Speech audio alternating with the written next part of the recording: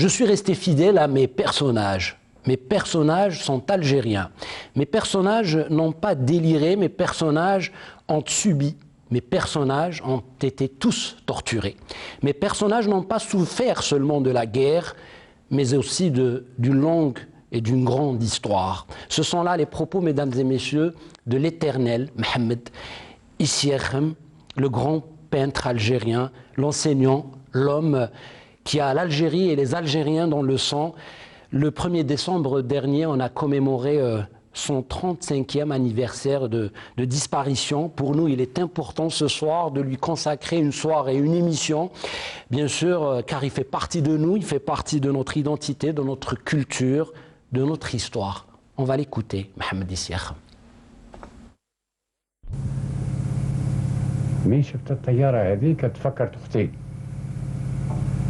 دخلت للدار اي فوالا لو درام مين دخلت للدار العجوز نتاع ما قابلتني وقالت لي خرج لي من الدار ماشي هكذا لي زدت لامور فيليال كيفاش واجبتها انا واجبتها بلامور ماتيرنال كي سي ترادوي كومون خرجت من الدار ورحت وين نروح وصلت للجاردن بيبليك قعدت لوحدي ما عندي لا فرنك لا زوج سمعت الماشينة نتاع الجزائر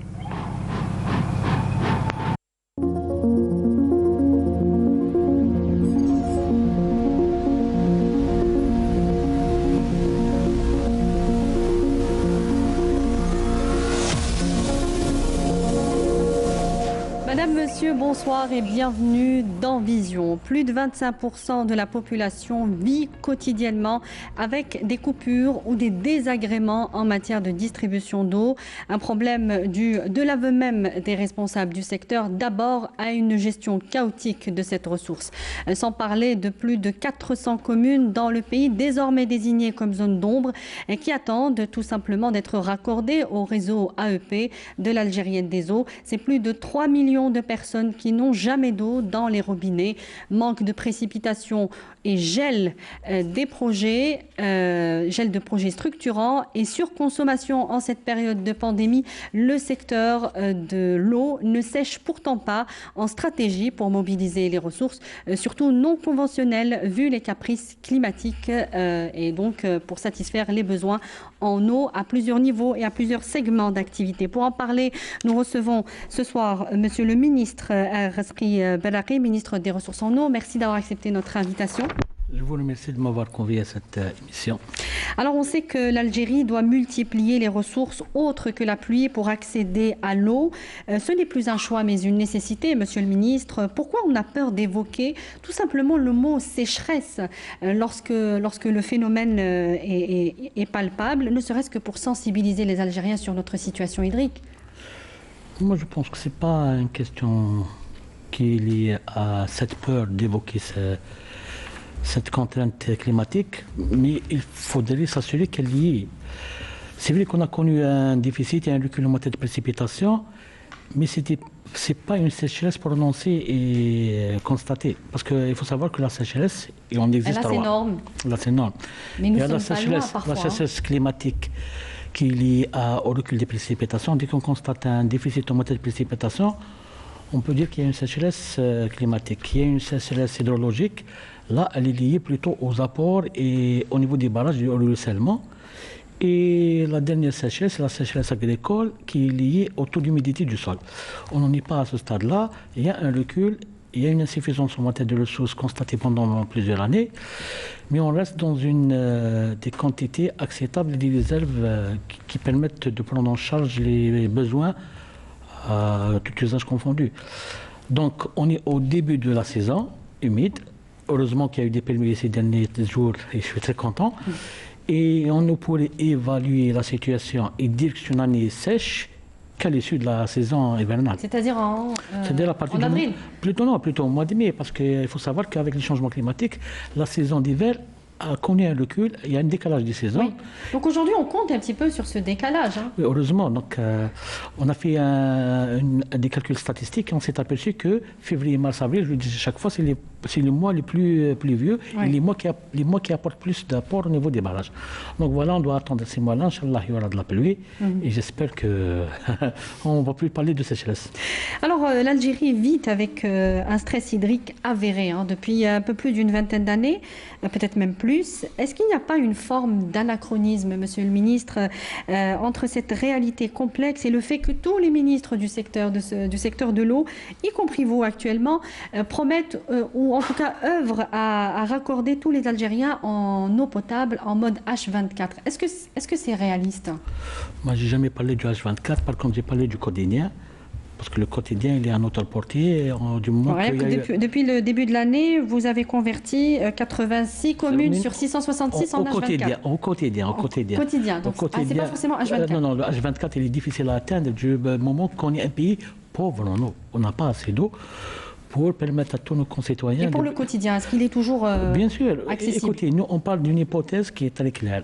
Il y a un programme de développement, il y a beaucoup de projets qui sont lancés sur le terrain et à l'issue desquels on va avoir de l'amélioration de l'alimentation d'eau potable. Et c'est à partir de là qu'on se prononce et on prend des engagements pour satisfaire nos concitoyens.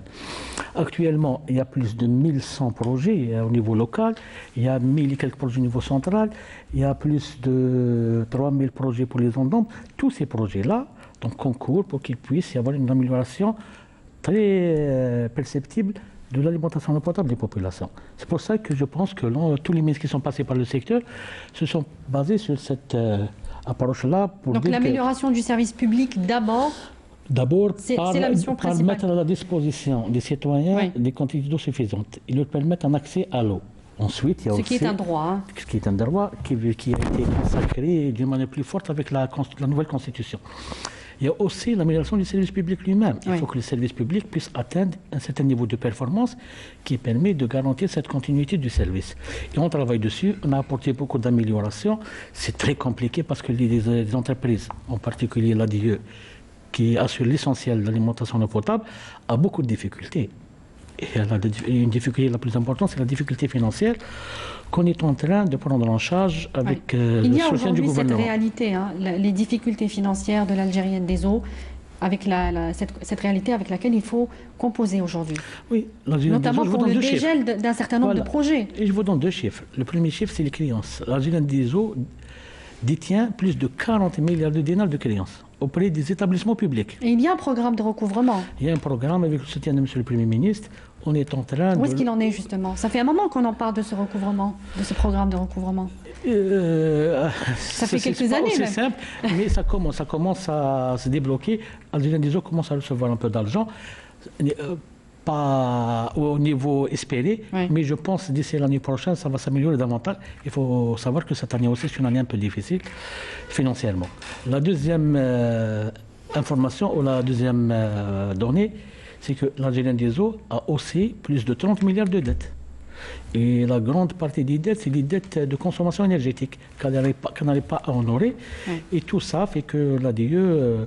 Donc il y a la recherche aussi de partenaires financiers, les banques aujourd'hui, pour financer, pour financer des projets à l'arrêt, surtout pendant cette pandémie. Pour le fonctionnement de l'ADIE, on a trouvé des solutions intermédiaires. Cette année-là, on a pu avoir un prêt de 10 milliards de dinars sur 3 ans pour permettre à l'ADIE d'équilibrer ses charges et de prendre en charge au moins les charges les plus importantes, les salaires, les matières de traitement et une partie d'énergie électrique. Mais la solution la plus importante... Mais pour les projets, Monsieur le Ministre, surtout pour Je vais arriver au projet. Alors, pour la solution la plus importante qu'on est en train de mettre en œuvre, c'est la refonte institutionnelle de ces établissements. On est en train de réorganiser pour réduire les charges, mutualiser les moyens et avoir un peu plus de performance dans l'exercice de leur mission.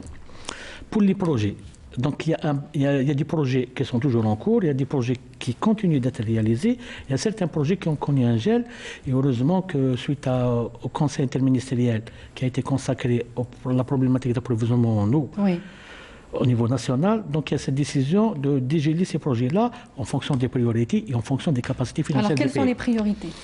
La priorité, c'est l'alimentation potable des populations. Il faut que ces projets-là permettent la continuité du service public. On ne peut pas. Et l'arrêt des coupures? Les coupures, je vais en arriver. Non, pour l'instant, on ne peut pas accepter qu'il y ait une interruption de l'alimentation potable pour insuffisance d'eau, pour absence d'eau ou pour une autre C'est une directive du président de la République. Voilà, et elle a été confirmée par Monsieur le Premier ministre lors du Conseil interministériel. Si vous voulez qu'on aborde le problème des interruptions ou des coupures d'eau, là c'est un autre problème qui est un peu technique. On va y arriver. On va y arriver parce qu'il y a dans le cadre de votre stratégie au 2030, d'ailleurs c'est un programme qui peut aller jusqu'à 2050, vous avez, permettez-moi l'expression, assaini votre secteur des mauvais gestionnaires, vous l'avez dit vous-même, en limogeant notamment le directeur général de l'ACA, les 26 directeurs de l'ADE, pour manquement important.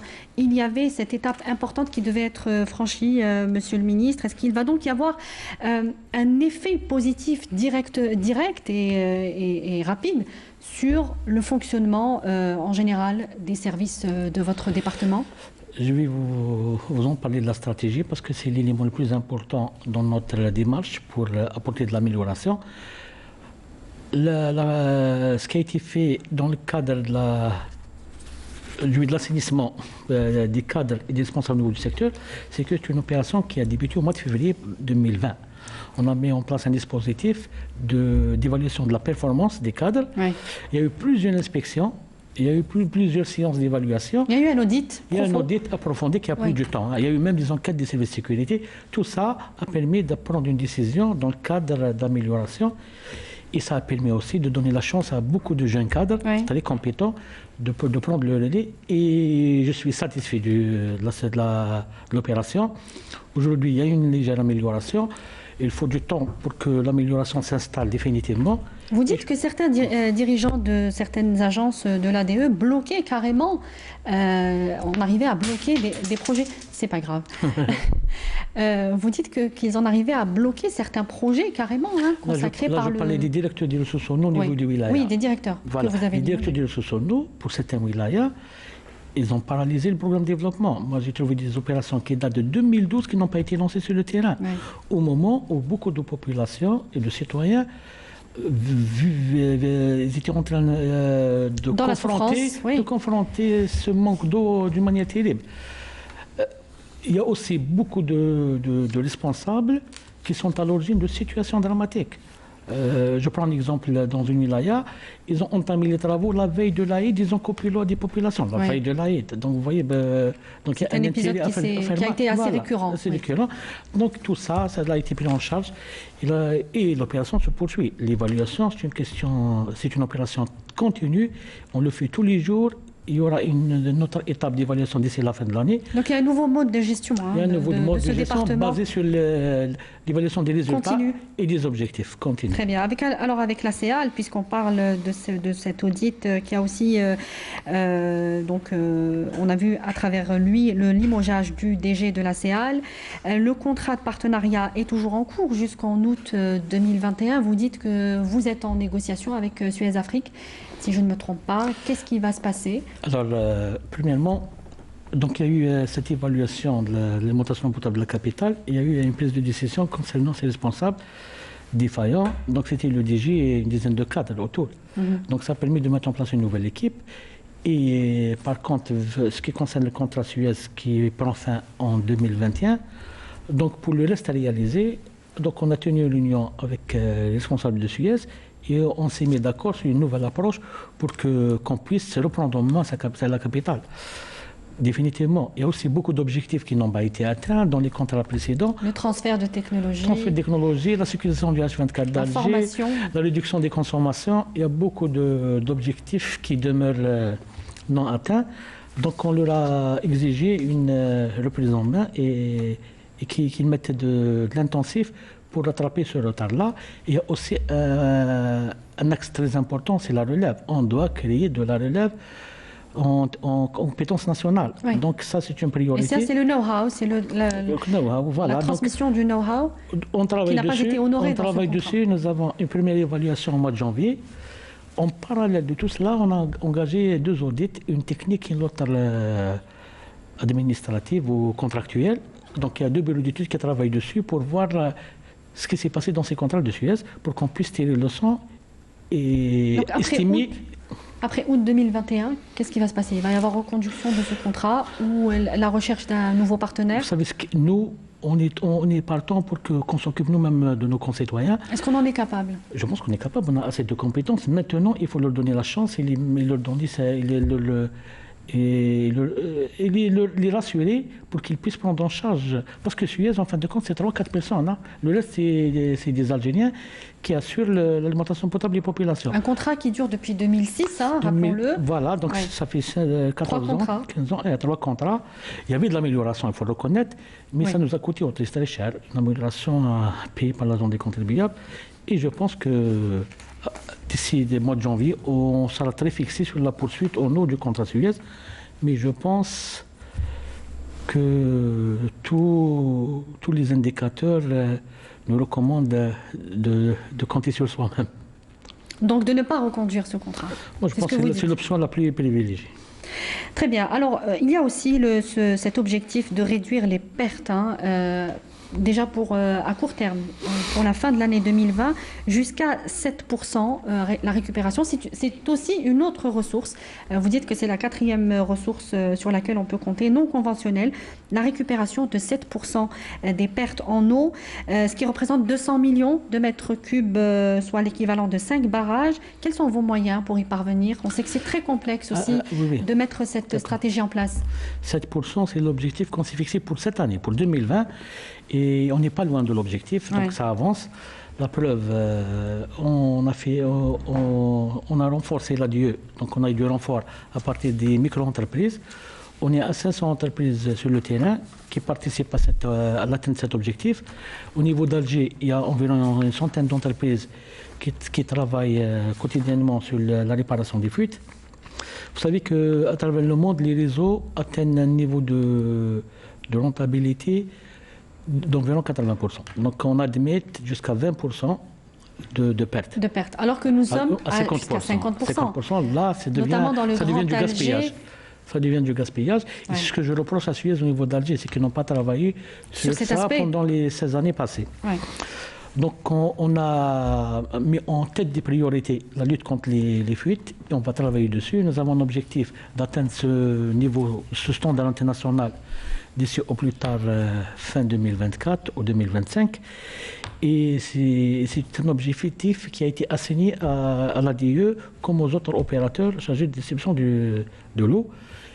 J'ai mis en place une commission au niveau du ministère qui fait de l'évaluation mensuelle. Chaque mois, on évalue ce qu'on a fait et on évalue aussi les prévisions pour le mois qui suit. Voilà. Alors comment parvenir justement à ces objectifs assignés et donc l'amélioration du service public en général avec des fuites récurrentes, de grosses fuites même par endroits, des coupures d'énergie, des casses de conduite.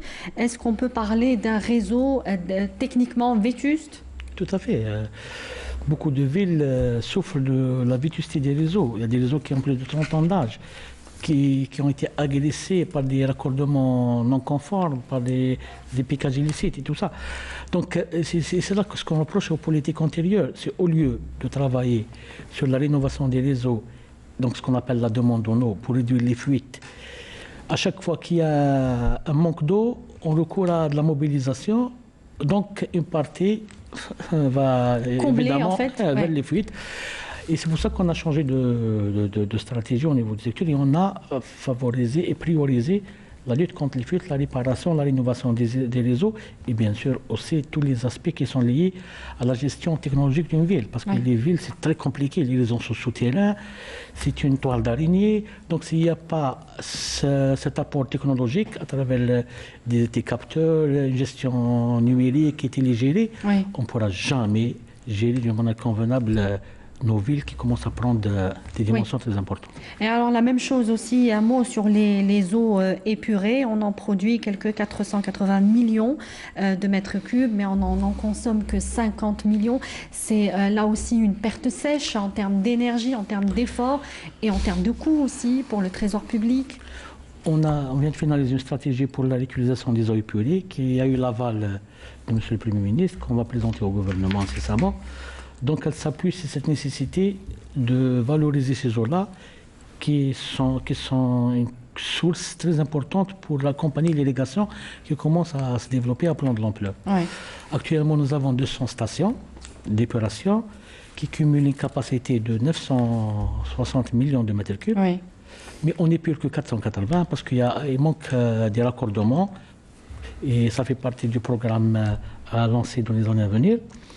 Mais sur les 480, vous l'avez dit, on réutilise que 50 millions. Cette année, on a pu atteindre environ 100 millions du moment qu'on a fait un peu du porte-à-porte. Mais le reste part dans la nature. Le reste, il est perdu dans la nature. Et c'est inadmissible. Hein. C'est inadmissible parce que c'est une chose très importante. Vous savez, surtout pour un pays comme 480 millions de mètres cubes, c'est l'équivalent de minimum des barrages. Vous voyez, donc c'est très important comme ressource. C'est énorme. Oui. Il y a un travail qui se fait actuellement avec le ministère de l'Agriculture pour un certain nombre de sensibilisation auprès des filières, parce qu'il y a ce vélo psychologique. Hein. Oui. Les gens, pour eux, l'eau c'est une eau épurée n'est pas impure. Impure, la rare tahira. Donc ça les bloque. Et c'est pour ça qu'on essaie de faire ce travail de sensibilisation et de les convaincre que c'est une eau qui a été traitée, qui a fait l'objet d'une épuration, tout un process très compliqué. Oui. Et c'est une eau qui est analysée à sa sortie de l'usine. Et c'est une eau qu'on peut utiliser. Oui. On va passer au barrage et c'est votre domaine de prédilection, Monsieur le Ministre. Vous étiez dans ce domaine. Alors, un taux national de remplissage des barrages évalué à moins de 40%. Ça varie même jusqu'à entre 12 et 100% par endroit. Est-ce qu'il y a lieu de s'inquiéter réellement de la disponibilité de l'eau et est-ce que, on l'imagine bien, il y a des mesures urgentes qui ont été prises et pour renforcer ce manque. C'est un taux très inquiétant pour certains barrages. Mais il faut dire qu'on est situé dans une région qui est soumise d'une manière continuelle à ces fluctuations. Nos barrages sont connus pour avoir une régularisation interannuelle. C'est-à-dire, contrairement aux barrages de la partie de l'Occident, c'est des barrages qui ont une régularisation saisonnière. Ça veut dire que chaque saison reçoivent de l'eau pour le remplissage et pour répondre aux besoins. Par contre, nos barrages, donc une année aide une année, parce que c'est une régularisation interannuelle. Donc c'est pour ça que ce n'est pas inquiétant pour les techniciens. Mais par contre, avec les changements climatiques et les périodes de sécheresse qui commencent à persister, donc il y a de l'inquiétude qui s'installe et heureusement qu'il y a de l'anticipation. C'est pour ça qu'on a essayé d'anticiper. On ne veut pas qu'on ait des situations identiques à celles de 2001. Donc on s'est dit, là où le niveau a atteint un seuil critique, on commence dès maintenant à rechercher des ressources de compensation. Alors lesquelles? Par exemple, il y a le barrage de Taksept voilà, le barrage de Taksept. Qui dit presque sec. Hein. Mais il vient de recevoir environ 4 millions de mètres cubes, donc c'est de bons augures. Et le barrage de Bouira aussi. Et le barrage de Koudité Seldoun qui alimente 4 wilayas aussi. Et il a connu un soutirage excessif, il y a eu beaucoup de consommation. Mais c'est un barrage dont le bassin versant est très important. Alors il faut dire qu'il y a eu une surconsommation pendant l'été. Cette année, on a connu 12% d'augmentation dans les consommations par rapport à l'année 2019. Hein. Donc il y a eu une surconsommation. Je pense que le confinement est l'une des raisons. Mais il y a aussi, tout le monde s'est mis à l'hygiène sanitaire, donc les gens se lavent la main régulièrement. Oui. Et heureusement. Plus d'hygiène, plus d'eau. Et il y a aussi beaucoup de fuites, malheureusement. Et on travaille dessus pour qu'on essaye d'optimiser l'utilisation de cette ressource rare et vitale. Les fuites, l'envasement aussi, Monsieur le Ministre, il y a 14 barrages qui seront particulièrement touchés et même des barrages plus récents. Cela représente une perte de 12%, c'est ça, de l'eau de surface? On a perdu jusqu'à aujourd'hui environ 12% de la capacité totale. Oui. Et c'est un phénomène naturel. Avons-nous les moyens de traiter d'agir sur le plan curatif? On est en train de les mettre en œuvre. À un certain moment, on ne s'est pas très intéressé à cette problématique. Jusqu'au jour où on a vu quelques barrages s'envaser à 50% de leur capacité. Donc j'ai dit qu'il y a 14 barrages. Le plus gros, c'est des barrages qui ont été construits pendant la période coloniale. On a mis en place une stratégie. La stratégie, elle est sur 2 axes, l'axe préventif et l'axe curatif. Je vais commencer par le préventif, c'est le plus important et le plus économique. La plantation, les arbres. On est en train de faire des études de protection des bassins versants. C'est des études très poussées qui permettent d'identifier les zones érodables et de choisir les mesures anti-érosives les plus adaptées. Oui. Le reboisement, c'est la solution la plus recommandée à plusieurs impacts. Vous savez que l'arbre, c'est la vie aussi. Oui. Il y a aussi... il y a eu la plantation de 2 millions d'arbres, quelque chose comme ça, autour des bassins. 2,5 millions, ça c'est une initiative du secteur, mais elle est accompagnée par un gros travail par la Direction générale des forêts. Et vous savez, dans le programme national de reboisement qui vient d'être lancé, Oui. une grande partie de cette opération sera dirigée vers les bassins versants pour protéger les barrages. Donc, pour que ça soit plus utile et que ça permet aussi de lutter contre ce phénomène. Donc, en matière d'action curative, c'est le dévasement. Le dragage, donc on doit essayer de soutirer ces vases et de les extraire pour récupérer et réhabiliter la capacité des barrages. On a parlé d'une dragueuse made in Algeria il y a 3 dragues. Il y a une année. Oui, une année. Où est-ce qu'on en est ? On a connu du retard, mais comme c'est un prototype et c'est la première fois qu'on l'a fait en Algérie, donc on a admis qu'il y ait du retard. L'essentiel, c'est d'avoir ce produit à la fin. C'est-à-dire du retard, monsieur le ministre ? Parce qu'il faut faire des études. Et ça prend du temps pour faire une étude. C'est un bateau, c'est un bateau qui est équipé d'un système de pompage, c'est très compliqué. Et je pense qu'on est à 98% d'avancement. Les études sont terminées, le montage est terminé. Ils vont commencer les essais à blanc dans quelques temps. Et la drague serait disponible d'ici le mois de décembre, pas dans décembre, d'ici la fin décembre. On commencera les essais sur un barrage.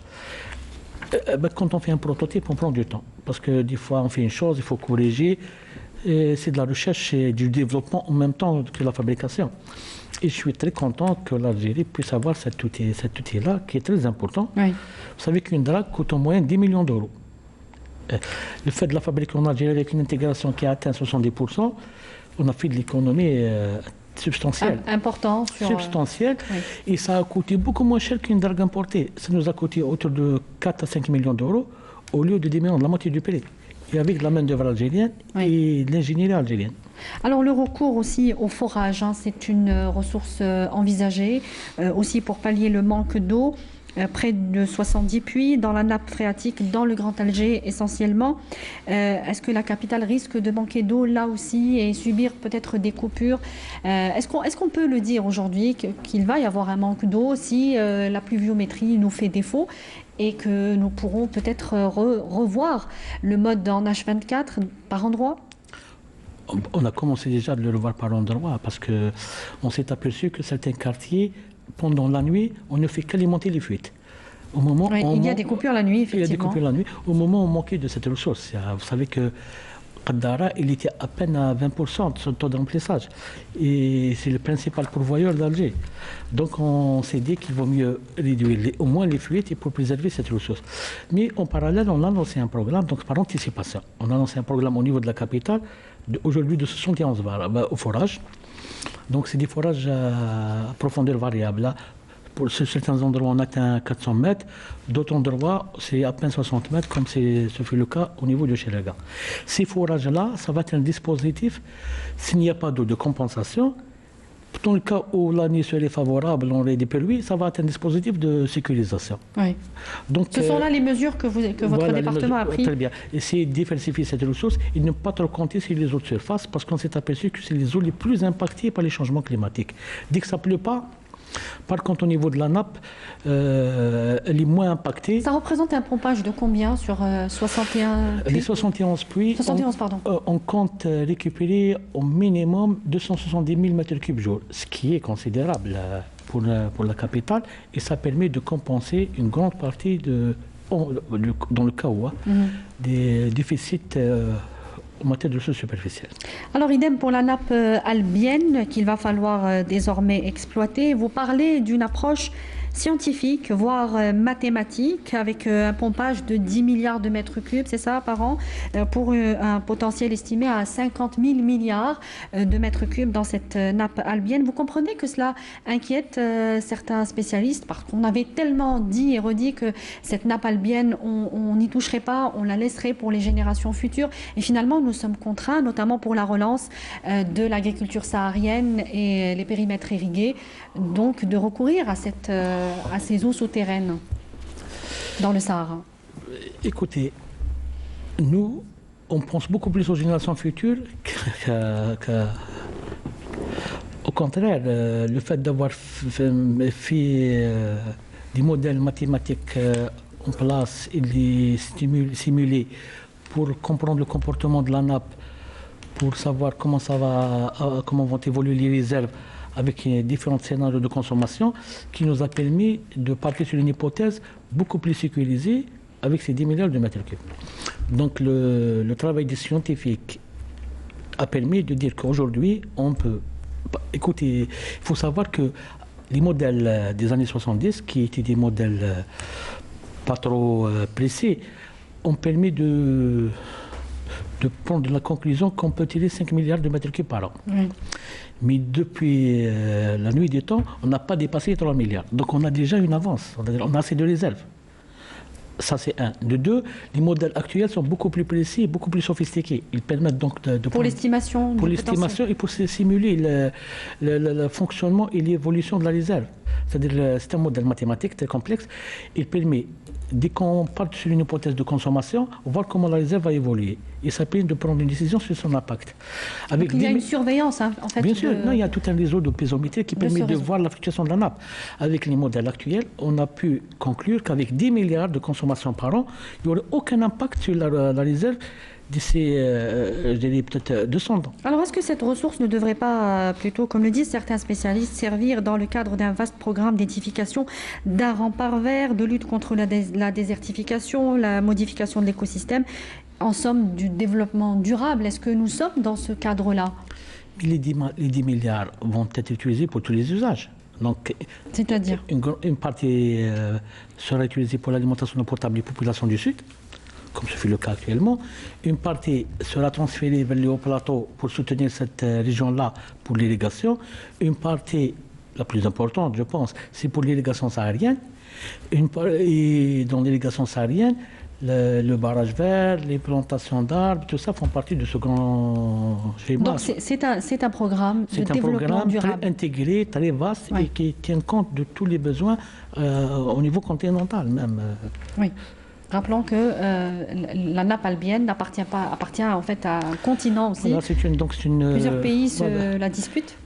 Trois pays transfrontalières. Donc c'est une ressource transfrontalière, mais 70% de la ressource se situe au niveau de notre pays, heureusement. Effectivement, 70%. Heureusement, oui. Alors, on va passer aux stations de dessalement d'eau de mer, une ressource essentielle aussi, hein, pour alimenter notamment les villes côtières en eau potable.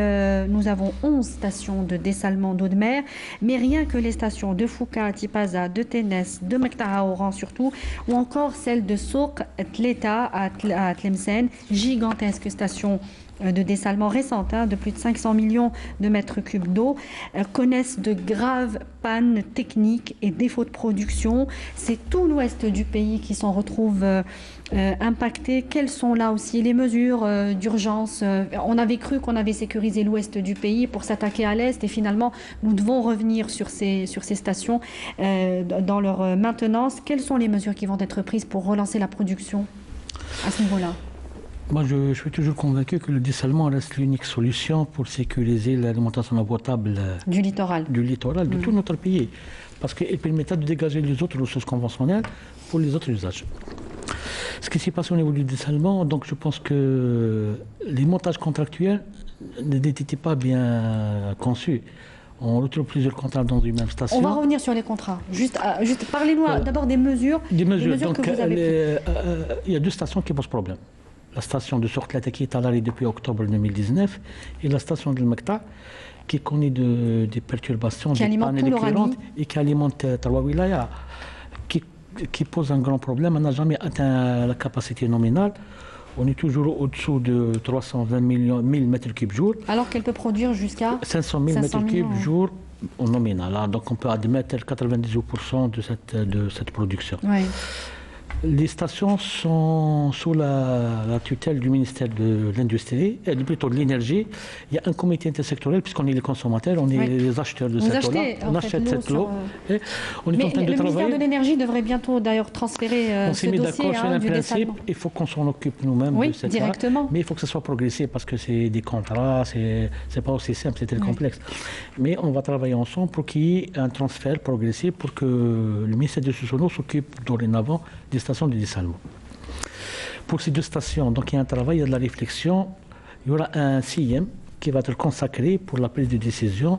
Donc on doit, pour Sourklata, on n'a pas notre choix, il faut qu'elle reprenne parce qu'elle est indispensable pour l'alimentation, en particulier de Et la elle nous partie a de coûté très Tlemcen. cher. Elle a coûté très cher parce que de toute façon, c'est un investissement qui est financé par les banques algériennes. Et le problème, c'est que le manque à gagner est beaucoup plus lourd. Eh oui. Puisqu'on a investi derrière pour ramener cette eau-là aux citoyens et on n'a pas cette eau. Pour le Maqta', c'est la même entreprise. Il faut savoir que l'entreprise qui a réalisé sur Tlata, Singapourienne. singapourienne, c'est la même qui a réalisé le Maqta'. Donc il y aura une prise de décision pour ces deux stations incessamment. Le ministère de l'Énergie, avec notre ministère, est en voie de finaliser un rapport à soumettre au Premier ministre. Il y aura une prise de décision pour que ces deux stations reprennent d'une manière beaucoup plus sérieuse. Alors, pour reprendre sérieusement la production, il faut, vous l'avez dit, revoir les termes des contrats signés, sachant que ces contrats, il y avait dans ces contrats les obligations du partenaire étranger pour la gestion et la maintenance des équipements et les capacités de production. On est bien loin, on l'a compris, du respect de ces obligations.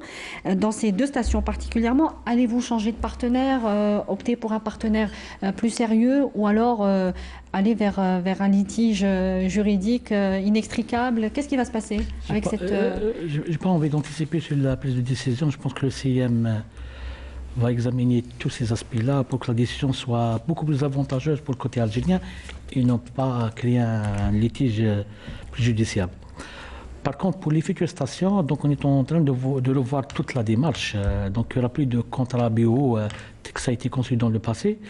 Il y aura des contrats beaucoup plus classiques et on va travailler sur l'intégration nationale, faire participer nos entreprises, nos producteurs, pour qu'on puisse avoir plus de maîtrise sur ces stations. Alors justement, on sait que vous parlez d'intégration, on sait que l'Égypte, qui compte lancer un vaste programme de stations de dessalement, va également construire une usine de fabrication des membranes pour les centres de dessalement d'eau de mer avec un partenaire sud-coréen. Nous réalisons des stations de dessalement depuis 2003 sans une stratégie de maîtrise de la fabrication des équipements. Est-ce que c'est normal, Monsieur le Ministre? Oui, c'est ça. Je pense que c'est ça que... Il est là le véritable nœud gordien. C'est un problème sérieux et épineux. Je pense que c'est un axe qui a été occulté dans la stratégie antérieure. C'est pour ça qu'on a mis en place une nouvelle stratégie qui tient compte de tout ce passif-là.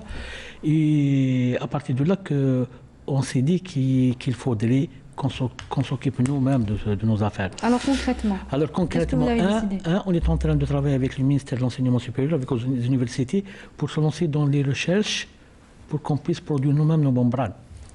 Ça, c'est le premier point. En attendant, donc on va continuer à les acquérir de l'extérieur. Mais pour le reste, je pense que c'est de la tuyauterie, c'est de la chaudronnerie, c'est de l'électricité.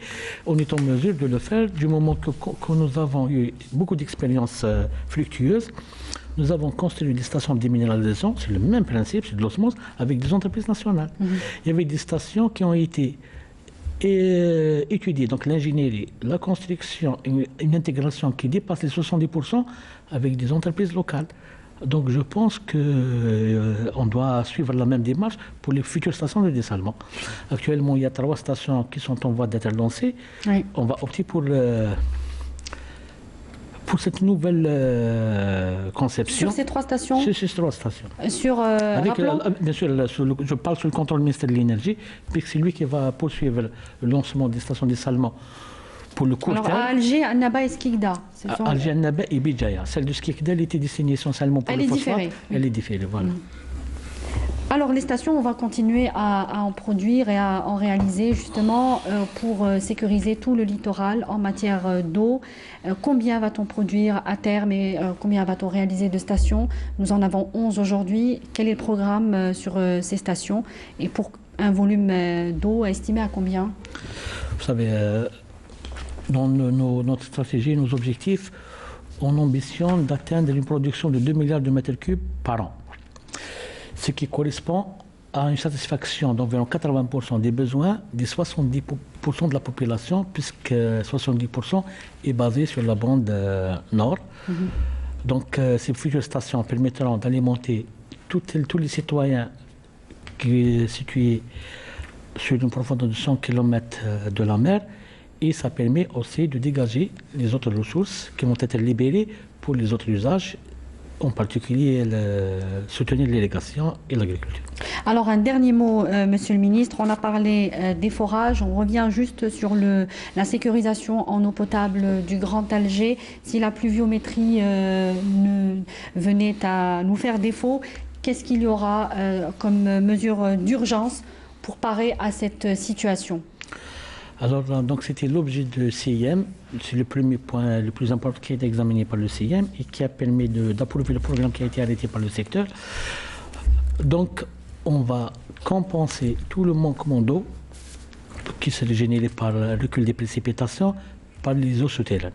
Et ce n'est pas uniquement pour le Grand Alger, donc c'est une opération qui va concerner les 18 wilayas qui risquent d'être impactés par cette insuffisance de pluviométrie. Donc il y a un programme pour toutes ces wilayas-là qui viennent d'être mis en œuvre. Moi, samedi, je partirai à Mascara et on va lancer 7 forages. Donc je vais procéder au lancement de ces forages-là sur le terrain pour qu'on puisse mettre à disposition des citoyens les quantités nécessaires et assurer une continuité du service public. Voilà, donc il y a un programme pour faire de la compensation à partir des eaux souterraines et on a ambition de le réaliser d'ici le début mois de février prochain.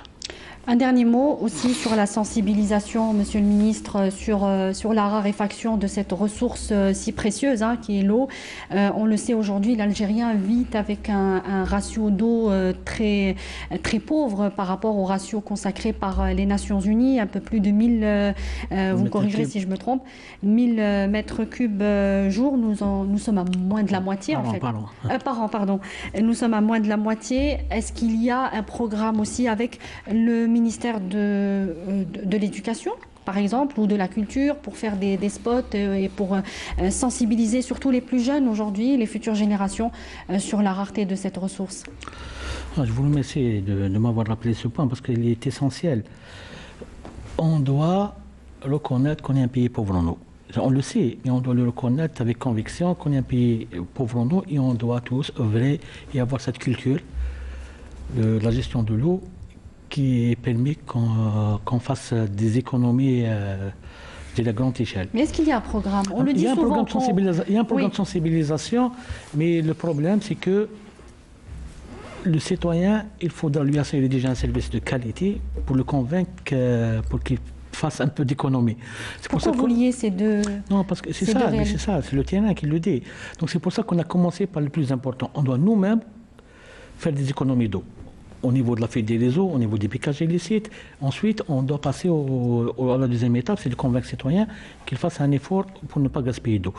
Donc, de toutes les manières, il y a beaucoup de travail de sensibilisation. Il y a une agence qui est consacrée à ce travail-là de sensibilisation, c'est l'Agence nationale de la gestion intégrée des ressources en eau. Elle a préparé beaucoup de supports publicitaires, il y a beaucoup de supports médiatiques pour essayer de sensibiliser les jeunes, les moins jeunes et toutes les populations, tout âge confondu, sur cette nécessité de faire attention quand on consomme ou quand on utilise l'eau. Oui. Et j'espère que ça va donner des résultats. Et votre argument sur l'amélioration du service public, vous prenez ce même argument pour éviter toute question sur l'augmentation de la tarification aussi de l'eau. Rappelons qu'on produit le mètre cube à 50 dinars, c'est ça? Pardon?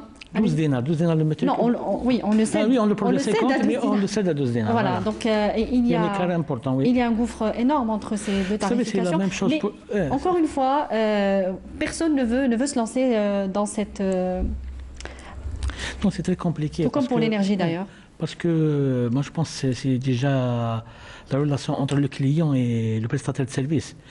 Pour que le prestataire de service puisse convaincre son client qu'il doit payer le juste coût, oui. La juste valeur, il faut qu'il fasse un service de qualité. Sinon, le client serait légitimement... Donc c'est quelque chose qui peut prendre encore quelques années? Non, au contraire. Nous, on travaille dessus. On va améliorer ce service dans moins d'une année. Avec tous ces changements-là, on est très optimiste et à partir de là, on va essayer de Dans une année, il pourrait y avoir une augmentation de tarification? Déjà pour les autres, en dehors de la consommation humaine, les autres consommations, industrielles. Oui. L'eau devrait être un produit économique. Oui. Pour la consommation humaine, on admet le fait que c'est un produit social et l'État assure une subvention. Mais par contre, pour les autres usages... Il n'y a pas de raison. Il n'y a pas de raison. Et c'est l'objet de la nouvelle loi qu'on est en train de finaliser et on va soumettre cette semaine au Conseil la réunion du gouvernement pour l'examiner. Et, on a séparé entre l'usage humain, la consommation de l'être humain, et les autres usages pour dire que l'eau, elle a un coût et il faut payer. Vous allez l'appliquer, Monsieur le ministre. On en a très souvent parlé aussi de faire payer l'eau. Cette loi a permis de passer à cette application. Quand exactement? Quand est-ce qu'elle va être présentée? Ça sera en fonction de la programmation des réunions du gouvernement. C'est-à-dire? Le plus tôt possible, puisque c'est une instruction du Monsieur le Premier ministre d'introduire cette loi-là pour l'examen du gouvernement. Donc moi je suppose, le premier trimestre 2021, la loi serait promulguée. Très bien. Monsieur Alsri Belraqi, je rappelle que vous êtes ministre des Ressources en eau. Merci d'avoir répondu à nos questions ce soir. C'est moi qui vous remercie. Merci à vous également de nous avoir suivis dans ce nouveau rendez-vous de Vision. Je vous souhaite une excellente suite des programmes sur notre chaîne et bonsoir.